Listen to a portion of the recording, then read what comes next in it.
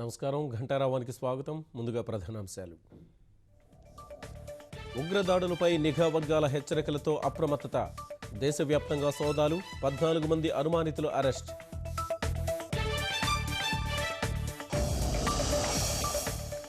రోహిత్ మృతిపై న్యాయ విచారణకు కేంద్ర మానవ వనరుల శాఖ నిర్ణయం.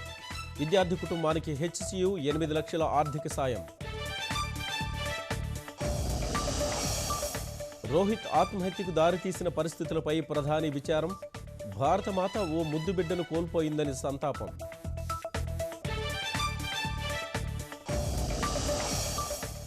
నదుల అనుసంధానంతో కరవురహిత రాష్ట్రం దిశగా నవ్యాంధ్ర.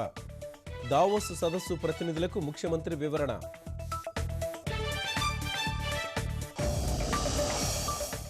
డిఎస్సి అభ్యర్థులకు శుభవార్త. ఫిబ్రవరిలో నియామక ప్రక్రియ చేపడతామని గంటా హామీ.